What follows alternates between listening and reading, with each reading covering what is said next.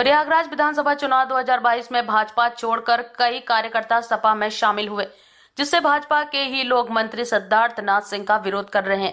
लोगों ने बताया कि मंत्री ने कभी कार्यकर्ताओं की समस्याओं का हल नहीं किया, जिससे जनता काफी नाराज है।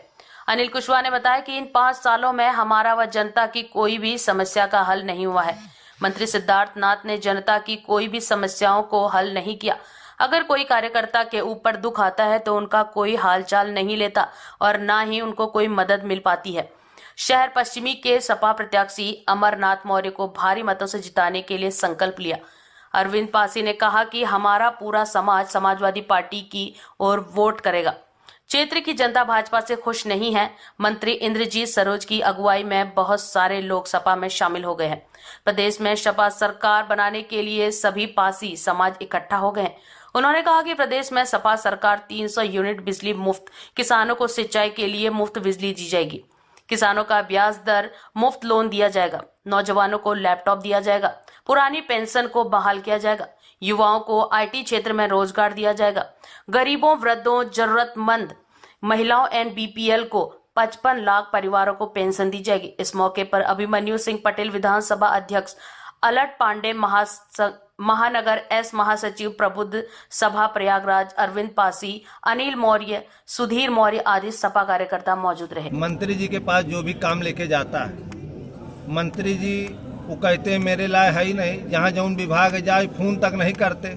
इसलिए सब कार्यकर्ता मंत्री जी से पीड़ित थे, इसलिए भाजपा छोड़कर सपा में आ रहे हैं। अमरनाथ भैया जो कि भाजपा में थे, सपा प्रत्याशी बनकर आए हुए हैं, तो इनका एक ऐसा विचार है अमरनाथ मौर्य जी का कि इनसे लोग सब प्रभावित होकर भाजपा छोड़ सपा में आ रहे हैं। वो जानते हैं कि अमरनाथ मौर्य जी रात में दिन में जब भी जाएंगे इनका कोई न कोई घर में मिलेगा, लेकिन मंत्री जी जीतने के बाद इनके परिवार दिल्ली में रहिए और लखनऊ में रहिए, यहाँ कोनो मिली ना। उनके प्यारो साहब फोन नहीं उठाते, इसलिए सब उनसे पीड़ित होकर समाजवादी अभी तो 50-100 आए हैं। ये इलेक्शन तक कम से कम 1000 कार्यकर्ता बीजेपी छोड़कर सपा में आएंगे। समाजवादी पार्टी का काम अच्छा लगा। समाजवादी पार्टी इससे पहले 100 नंबर और एम्बुलेंस से उन्होंने वो किया, काफ़ी विकास। अभी जो इनके योजना जो बारे में 300 यूनिट बिजली के बारे में लगभग 3-4 योजना के प्रभावित होके हम लोग समाजवादी पार्टी काफ़ी कार्यकर्ता लोग ज्वाइनिंग। कहीं न कहीं भारतीय जनता पार्टी के कार्यकर्ता व पदाधिकारीगण शहर पश्चिमी विधानसभा से लेकर पूरे प्रदेश तक एक पीड़ित और अपने आप को असहाय महसूस कर रहे थे। चाहे वो मंडल महामंत्री रहे हो, चाहे मंडल अध्यक्ष रहे हो, चाहे जिला अध्यक्ष रहे हो, चाहे विधानसभा अध्यक्ष रहे हो, चाहे वो बूथ सभा अध्यक्ष रहे हो। सरकार बन जाने के बाद किसी भी भारतीय जनता पार्टी के कार्यकर्ता व पदाधिकारियों का सम्मान नहीं हुआ है।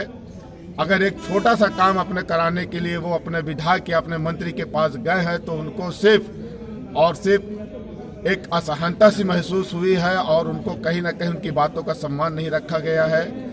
और इसी बात पे प्रभावित होके और समाजवादी की विचारधारा को देखते हुए, उनकी नीति समझते हुए, हमारे माननीय राष्ट्रीय अध्यक्ष जी की नीतियों को समझ के संकल्प किया था, वो आज तक एक भी कार्य पूरा नहीं हो पाया है। और हमारी राष्ट्रीय अध्यक्ष माननीय अखिलेश यादव जी ने 300 यूनिट बिजली फ्री, पेंशन योजना और बहुत से ऐसी कार्य हैं जो मैनिफेस्टो में हैं, उस मुद्दों को लेके हम जनता के बीच में जा रहे हैं और जनता के बीच में रह के अपनी पार्टी, अपनी पुराने कार्य किए हुए सरकार के समक्ष में बताने का कार्य कर रहे हैं। और जो भी माननीय राष्ट्रीय अध्यक्ष जी का आदेश होगा और जो भी निर्णय और जो भी उन्होंने अपने संकल्प पत्र घोषणा पत्र में जारी कर दिया है, उसी के मुद्दे पर हम सब चुनाव लड़ने की तैयारी है।